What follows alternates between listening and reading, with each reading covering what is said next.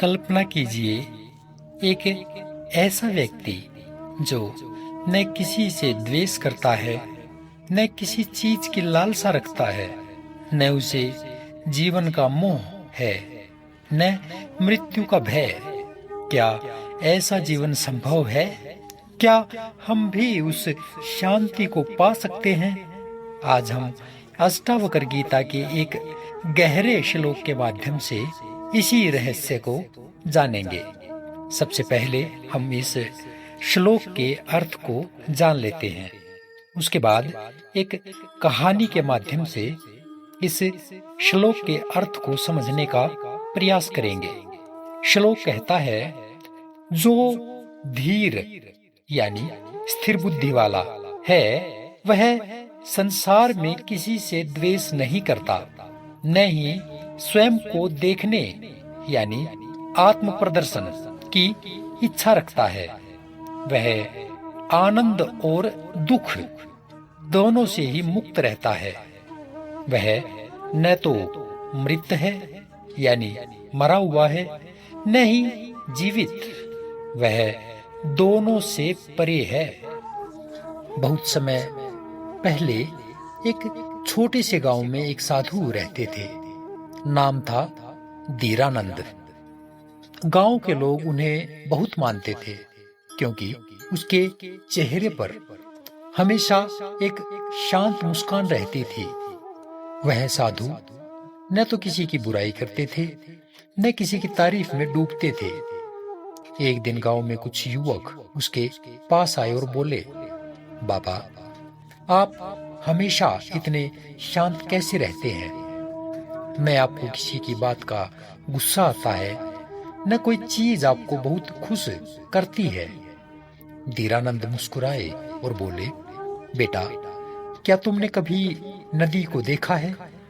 उसमें जो भी गिरता है वह उसे बहा ले जाती है। न वह गंदगी से घृणा करती है, न फूलों से मोह। युवकों ने सिर हिलाया। हाँ बाबा, लेकिन हम तो इंसान हैं। हमें तो गुस्सा भी आता है और खुशी भी महसूस होती है। उस साधु ने कहा, यही तो फर्क है। जब तक तुम अपने मन में हर्ष और दुख यानी खुशी और गुस्से से बंधे रहोगे, तब तक तुम सच्ची शांति नहीं पा सकते। एक दूसरे युवक ने पूछा, तो क्या हमें कुछ भी महसूस नहीं करना चाहिए? साधु बोले, महसूस करना गलत नहीं है, लेकिन उसमें फंस जाना गलत है। जो धीर है वह न किसी से द्वेष करता है, न अपने अस्तित्व का प्रदर्शन चाहता है। वह न तो जीवन में सुख में डूबता है, न मृत्यु के भय में वह डरा सहमा रहता है। वह दोनों से ही परे है। जैसे आकाश जिसमें सब कुछ है, लेकिन वह किसी चीज से बंधा नहीं है। युवकों की आंखों में जैसे चमक आ गई। उन्होंने महसूस किया कि सच्चा सुख न तो किसी चीज को पाने में है, न खोने के डर में। सच्चा सुख है अपने भीतर की शांति में, जहां न द्वेष है न मोह। एक और कहानी के माध्यम से इस बात को और थोड़ा सा गहराई से समझने का प्रयास करेंगे। एक बार एक योगी हिमालय की गुफा में वर्षों से ध्यान कर रहा था। उसका शरीर था, लेकिन मन जैसे किसी और ही लोक में तिरता रहता था। एक साधारण युवक जो संसार से तंग आ चुका था, उस योगी से मिलने आया। उसने पूछा, महाराज, आप यहाँ अकेले रहते हैं। आपको न किसी से प्रेम है, न किसी से द्वेष। आपको कुछ भी पाने की इच्छा नहीं है, तो फिर आप जीवित कैसे हैं? योगी ने आंखें खोली, मुस्कुराए और बोले, मैं न जीवित हूँ न मृत हूँ। मैं बस हूँ, अस्तित्व में स्थिर। मुझे न संसार से द्वेष है, न आत्मा को देखने की कोई लालसा। मैं न हर्षित होता हूँ, न मैं किसी बात से दुखी होता हूँ। और इस स्थिति में मृत्यु और जीवन दोनों ही मुझसे दूर हो चुके हैं।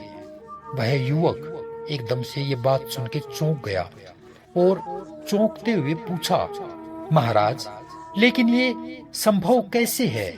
योगी बोले, जब तुम संसार से भागते हो तो तुम अब भी उससे बंधे हो। जब तुम आत्मा को देखना चाहते हो तब भी तुम अलग हो।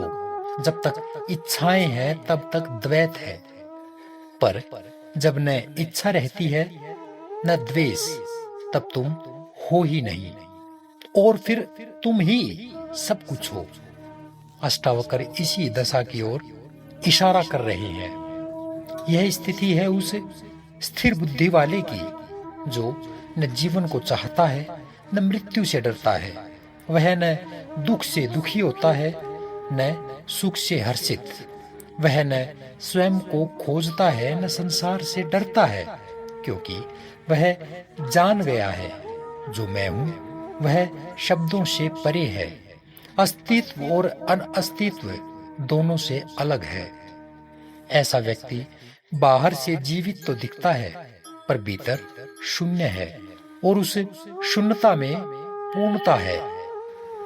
जब तुम जीवन को पकड़ना छोड़ दोगे, मृत्यु भी अपना अधिकार खो देगी।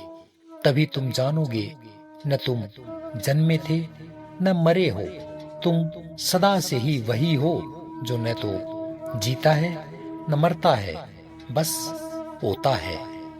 तो फिर आइए हम भी उन संतों की तरह अपने मन को स्थिर करें और जीवन मृत्यु के पार शांति की ओर बढ़ें। इन्हीं सभी बातों के साथ अगले नए सूत्र में कल फिर मिलेंगे।